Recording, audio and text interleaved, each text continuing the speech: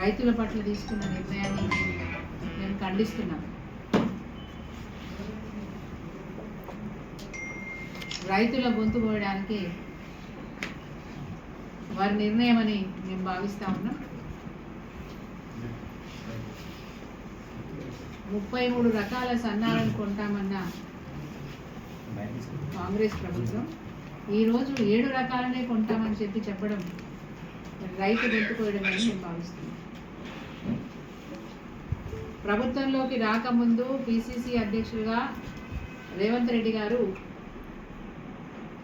మేము ప్యాడీ మీద 500 బోనస్ ఇస్తానని చెప్పి మాట ఇచ్చారు. ప్రభుత్వంలోకి వచ్చిన తర్వాత వారు మెల్లమెల్లగా రైతులకు ఇచ్చిన హామీలన్నీ కూడా తుంగలో దొక్కుతూ వస్తున్నారు. అందులో భాగంగానే 500 రూపాయలు ఒక క్వింటాల్కు ఇస్తానన్న మాటని మర్చిపోవడమే కాకుండా గట్టిగా నిలదీస్తే సన్నాలకు మాత్రమే ఇస్తామని చెప్పి మళ్ళొక అంటే చెప్పిన మాటని తప్పించుకునే ప్రయత్నం చేసినారు. సరే సన్నాలకు ఇస్తారు అని అంటే ఏ సన్నాలకు ఇస్తారని చర్చ వచ్చినప్పుడు గతంలో 33 రకాలను మేము గుర్తించినాము.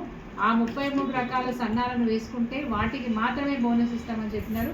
కానీ ఈ రోజు వరకు బోనస్ ఇచ్చిన దాఖలాలే లేవు. వారికి ఒక అలవాటు ఉంది, స్థానిక సంస్థల ఎన్నికలు వస్తున్నాయని రైతు భరోసా ఇస్తా అని చెప్పిపోయారు. పోయిన సంవత్సరం అట్లే చేసారు. మొన్న యాసంగి పంటకు కూడా నేను బోనస్ వేస్తా అని చెప్పిండు. ఎన్నికల కోసం 1 ఎకరానికి బోనస్ వేసి 1 ఎకరానికి రైతు భరోసా నాట్ బోనస్ రైతు భరోసా 1 ఎకరానికి వేసిండ్రు. మళ్ళా తర్వాత ఇంకొక ఎకరానికి రైతు భరోసా వేసిండ్రు. ఆ తర్వాత రైతు భరోసా ఎగ్గొట్టారు. గతంలో అంతకుముందే 2 పంటలకు రైతు భరోసా ఎగ్గొట్టిన ప్రభుత్వం మళ్ళా మొన్న యాసంగి పంటకు కూడా మరి ఎగ్గొట్టింది. 2 ఎకరాలకు మాత్రమే రైతు భరోసా ఇచ్చి ఎగ్గొట్టింది. 2 లక్షల రుణమాఫీ చేస్తా అన్న ప్రభుత్వం 40% మంది రైతులకు మాత్రమే, అంటే ఎలిజిబుల్ రైతులకు నేను చెప్తున్నా, అర్హత గల రైతులకు 40% మందికి మాత్రమే రుణమాఫీ చేసింది. మిగతా రైతులను మోసం చేసింది. చెప్పడం మాత్రం మేము అందరికీ చేసినామని చెప్తారు. బాజాప్తా లెక్కలు తీయండి అంటే మాత్రం మాట రాదు. మూడవది, అటు రైతు రుణమాఫీ లేదు, రైతు భరోసా 2 పంటలకు ఎగ్గొట్టినారు.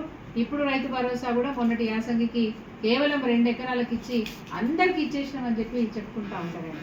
ఎన్ని అబద్ధాలు ఆడతారంటే, పోయినసారి లక్ష్మీనరసింహస్వామి దేవాలయానికి వచ్చినప్పుడు 9,000 కోట్ల బకాయిలు ఉన్నాయి, వాటిని ఒకటేసారి నేను చెల్లించిపోతా, పలానా డేట్ లోపల 15 ఆగస్టు లోపల చేస్తా అని చెప్పి ప్రమాణం చేసిపోయాడు. అది